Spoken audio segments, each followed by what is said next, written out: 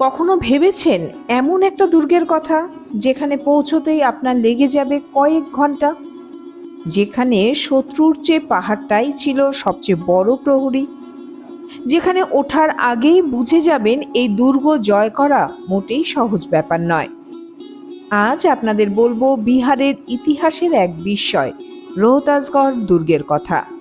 সেই সঙ্গে এটাও জানবো কেমন আছে সেই ঐতিহাসিক নিদর্শন। নমস্কার, আমি লুনা। আপনাদের সবাইকে স্বাগত জানাই আমার চ্যানেল লুনা লগে। গিয়েছিলাম বিহারের রোহতাস জেলায় কৈমুর পাহাড়ের বুকে লুকিয়ে থাকা রোহতাসগড় দুর্গে। সাসারাম স্টেশন থেকে পাহাড়ের পাদদেশে পৌঁছতে প্রায় 2 ঘন্টা সময় লেগে গেছে। দেহরি বা আকবরপুর থেকেও এখানে আসা যায়, কিন্তু বিশ্বাস করুন, আপনার আসল যাত্রা শুরু হবে লাল মাটির দুর্গম পথ পেরিয়ে গাড়ি থামার পর। সামনে অপেক্ষা করছে মেরাঘাটের চুনা পাথর কেটে তৈরি করা প্রায় 2000টি ধাপ, একটার পর একটা সিঁড়ি, খাড়া চড়াই, ঘন জঙ্গল আর নিস্তব্ধতা। ইতিহাসবিদদের মতে এই প্রশস্ত সিঁড়িগুলি এমনভাবেই নির্মাণ করা হয়েছিল যাতে যুদ্ধের সময় হাতিও সহজে দুর্গে পৌঁছতে পারে। আজও সেই পথ পেরোতে প্রায় 1.5 ঘন্টা সময় লাগলো। তবে যত ওপরে উঠবেন ততই মনে হবে আপনি যেন সময়ের উল্টো দিকে হাঁটছেন। দীর্ঘ আরোহণের শেষে প্রথম যে জিনিসটি চোখে পড়ে সেটি হলো একটি প্রাচীন গম্বুজযুক্ত তোরণ। এ যেন ইতিহাসের দরজায় প্রথম কড়া নাড়া।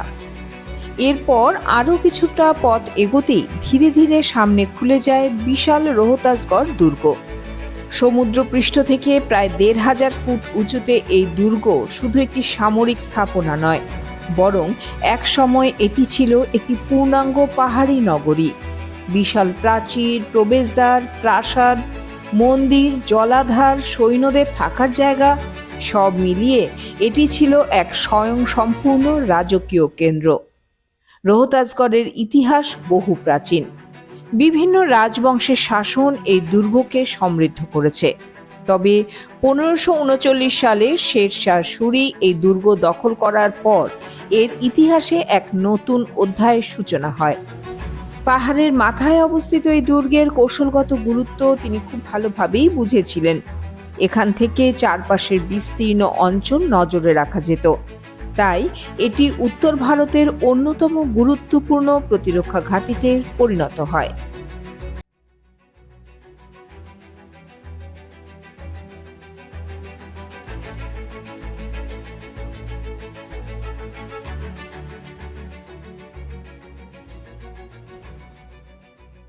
আজ দুর্গের ভেতরে হাঁটলে চোখে পড়ে হাতিয়াপোল, রানীমহল, বারাদড়ি, প্রাচীন জলাধার, মন্দিরের ধ্বংসাবশেষ এবং পুরনো প্রাসাদের ভাঙা দেয়াল। প্রতিটি স্থাপত্য যেন এক একটি ইতিহাসের পাতা। কোথাও রাজকীয় জীবনের স্মৃতি, কোথাও যুদ্ধের প্রস্তুতি, আবার কোথাও সময়ের নীরব ক্ষয়।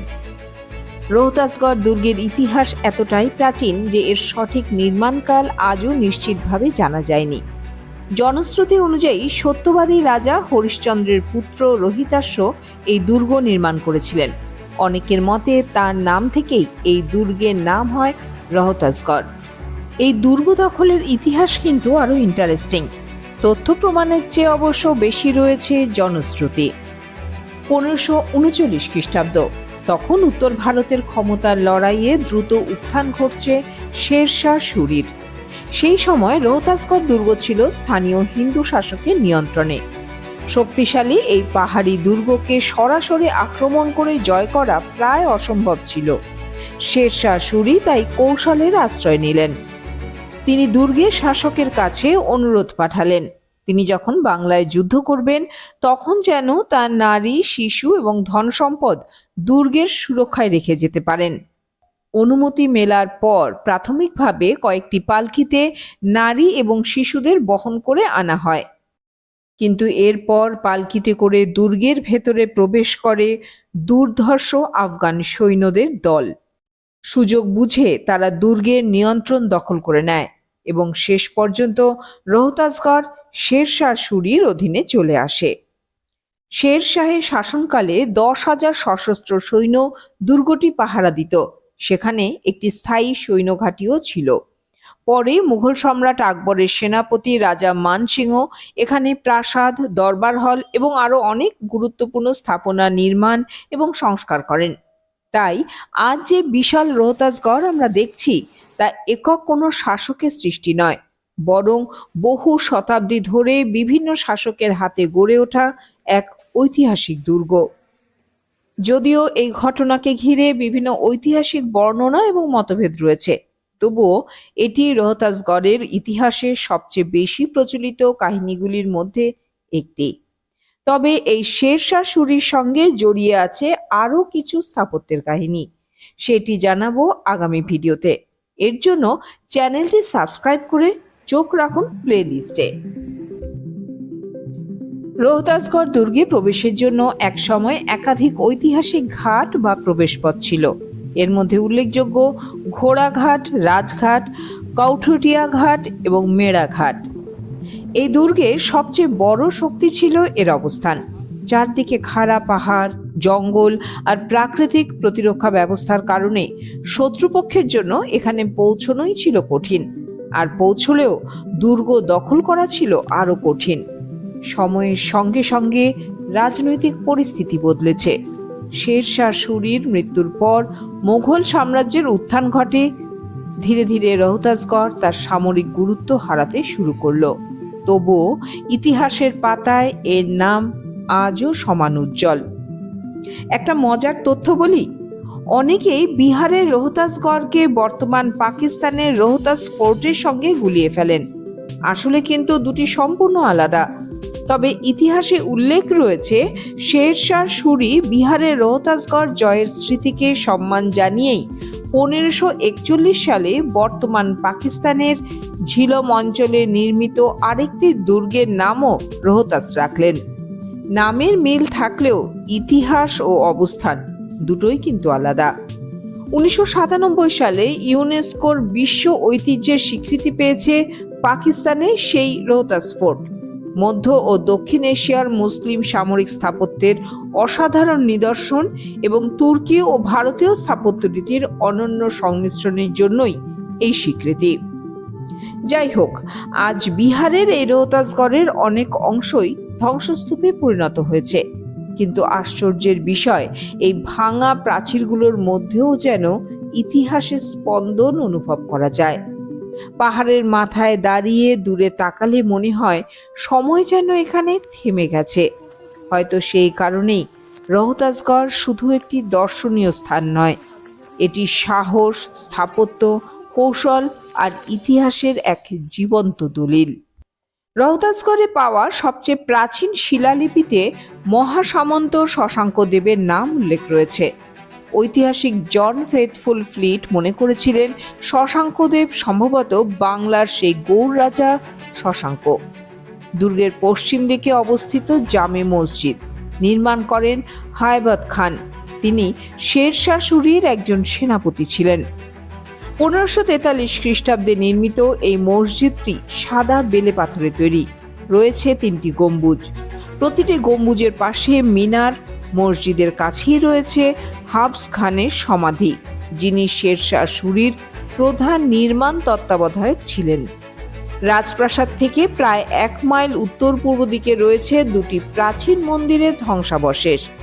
একটি রোহতাসান শিব মন্দির, ধারণা করা হয় এটি ভগবান শিবের মন্দির ছিল।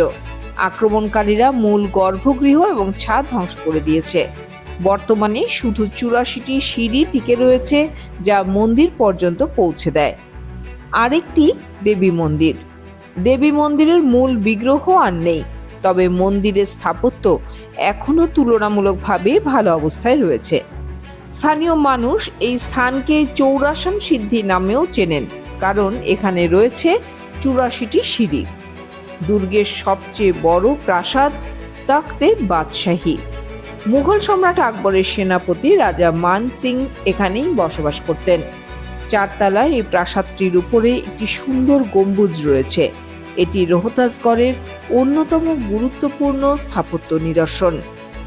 রোহতাসগড়কে বিশ্বের বৃহত্তম দুর্গগুলির একটি বলে মনে করা হয়। এর ধ্বংসাবশেষ প্রায় ৪২ বর্গ কিলোমিটার এলাকা জুড়ে আজও বিস্তৃত।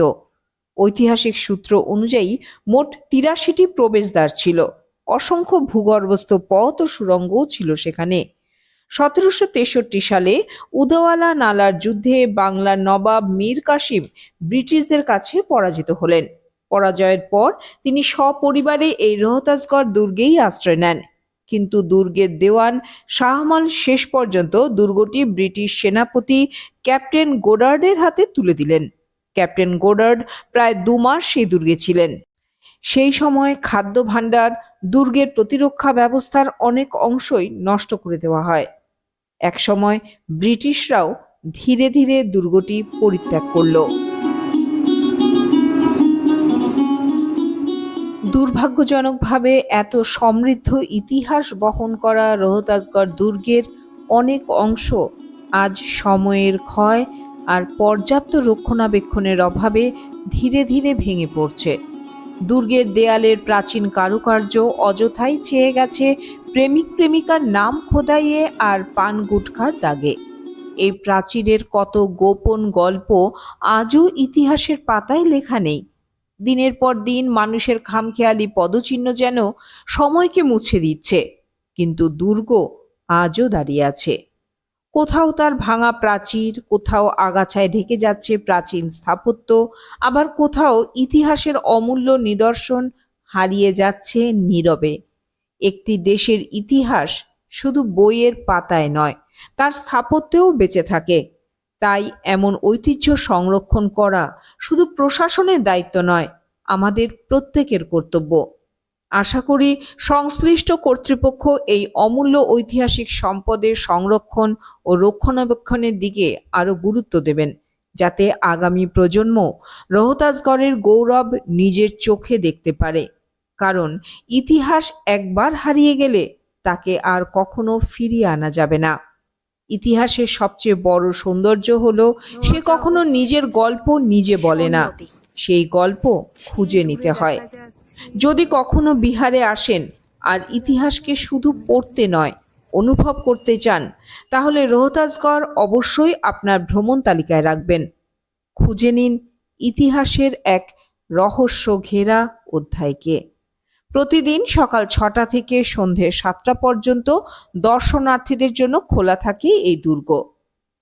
রোহতাসগড়ে দাঁড়িয়ে সবচেয়ে বেশি যেটা অনুভব করা যায় সেটা হলো নীরবতা। এই নীরবতা যেন অনেক শব্দ দিয়ে ঘেরা।